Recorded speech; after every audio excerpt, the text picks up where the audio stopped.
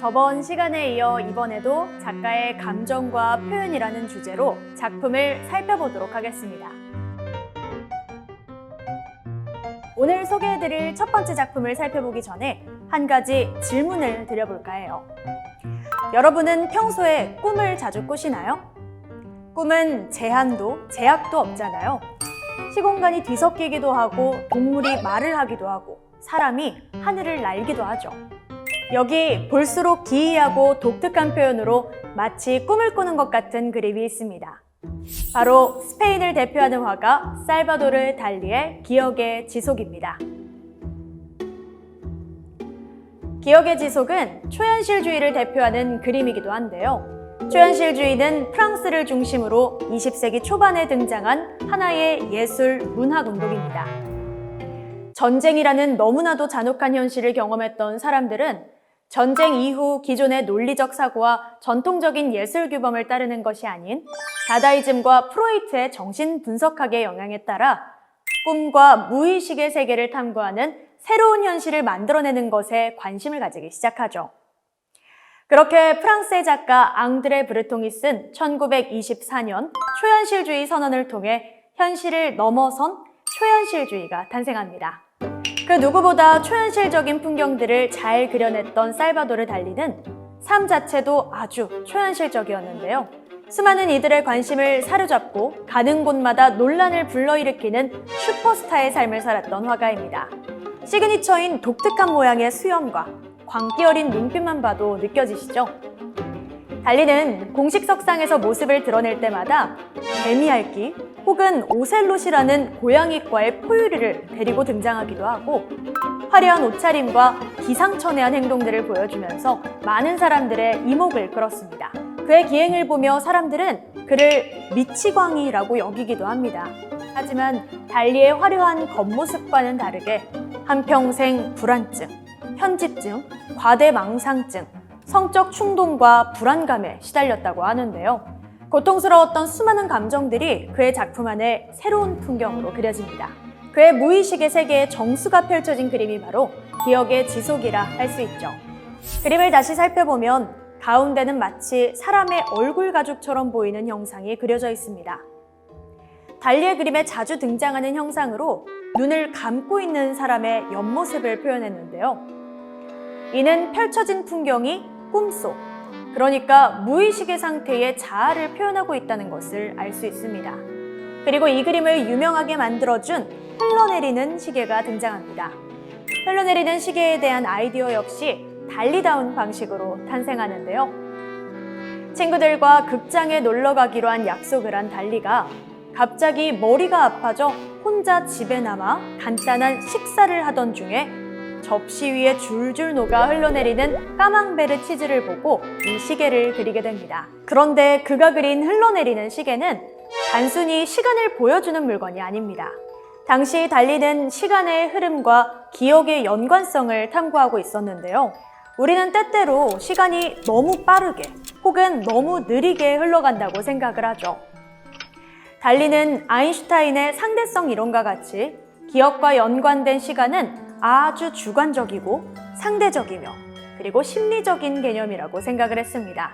그는 이것을 흘러내리는 시계로 시간의 왜곡을 묘사한 것이죠. 그림 속 배경으로 그려진 바위 언덕은 달리의 고향에서 가까운 해안 카다케스의 풍경입니다. 달리의 부모는 그가 태어나기 3년 전에 죽은 형의 이름인 살바도르를 동생인 달리에게 그대로 붙여줬습니다. 달리는 일생 죽은 형의 삶을 대신한다는 죄의식을 가지고 있었고 끊임없이 죽음에 대한 생각을 하게 되죠. 녹아내리는 시계, 개미떼로 뒤덮인 회중시계는 모두 죽음과 부패를 상징합니다. 달리는 이 그림을 통해 시간과 죽음에 대한 강박과 불안을 고스란히 표현하고 있는 것입니다. 우리 모두가 감각하는 꿈과 무의식, 그리고 시간과 죽음. 손에 잡히지도 실제하지도 않는 이것들을 예술은 그림으로 그려내는 것이죠. 달리의 그림을 보면서 여러분도 보이지 않는 나의 내면의 세계를 어떻게 표현해 볼 수 있을지 자유롭게 상상해보는 시간을 가져보시면 어떨까요? 인간이 느끼는 수많은 감정 중 모든 역사에서 빼놓지 않고 등장하는 것, 심장을 뛰게 하고 영혼을 흔드는 감정, 바로 사랑입니다. 사랑은 시대와 문화를 초월해 수많은 예술가들에게 영감을 주었고 그 감정은 때로는 황홀하게, 때로는 아프게, 그리고 때로는 영원히 기억될 장면으로 남았습니다. 오스트리아를 대표하는 화가 구스타프 클림트는 사랑을 황금빛으로 감싸 안았습니다. 지금 보시는 그림은 황금의 화가라고 불리는 구스타프 클림트의 키스입니다. 클림트는 뭉크로부터 시작된 표현주의를 오스트리아에 뿌리내린 작가이기도 하죠. 표현주의는 눈에 보이는 대상을 그대로 재현하는 것이 아닌 작가의 주관적 감정, 생각, 경험 등을 형상화해서 표현해내는 것이 특징인데요. 그중 키스는 클림트의 전성기 때 그려진 작품으로 낭만적인 사랑의 상징처럼 여겨집니다.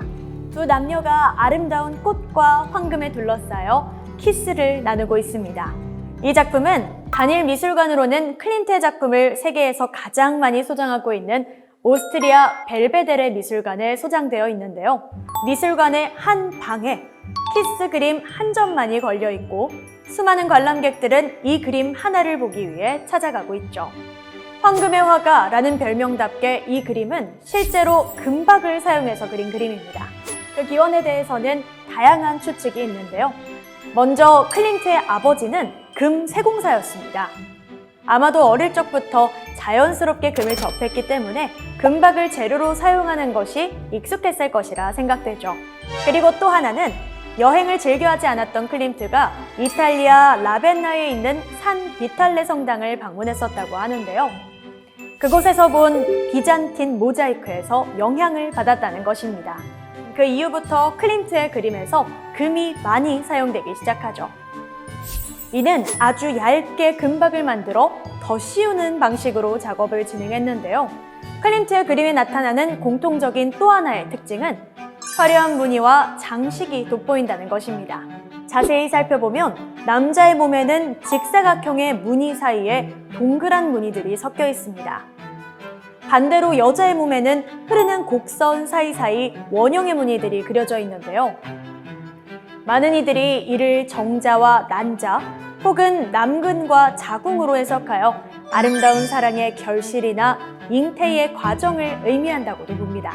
실제로 클림트가 그렸던 그림들의 주제가 탄생부터 죽음까지의 과정이 많기 때문에 이 이야기는 신빙성이 있는 이야기라고 볼 수가 있겠죠. 그렇다면 저 연인은 누구인가? 클림트의 그림은 늘 다양한 해석이 존재하는데요. 그 이유는 클림트가 정말 자기 이야기를 안 하는 화가였기 때문입니다. 수없이 많은 질문 공세를 하는 당시의 사람들에게 클림트는 이렇게 답변하죠. 내가 궁금하면 내 그림을 봐라. 그러다 보니 키스에 대해서도 다양한 해석들이 오가는데요. 그 중에서도 가장 우세한 추측은 클림트와 그의 영원한 뮤즈로 알려진 에밀리 플레게일 것이라는 것입니다. 그리고 클림트가 활동하던 시기는 51년간 지속된 오스트리아 헝가리 제국이 막바지에 이른 시기였습니다. 합스부르크 군주 정치가 저물고 입헌 정치가 막 시작되는 전환기였었죠. 영국의 한 미술사가는 당시 혼란스러운 오스트리아의 상황을 반영하듯 클림트의 작품 속에 합스부르크 황가의 몰락과 제국 해체를 예술적으로 예고하는 메시지가 담겨 있다고 해석하기도 합니다. 그림 속의 절벽이 오스트리아의 화려한 나날들이 곧 사라질 것이라는 클림트의 경고라는 것이죠. 그 외에도 절벽에 있는 연인들의 모습을 통해 강렬한 사랑의 감정과 함께 불안감이나 위태로움을 함께 느끼는 사랑의 속성을 의미하고 있다고도 해석합니다. 그렇다면 여러분은 키스라는 작품을 보며 무엇을 떠올리셨나요?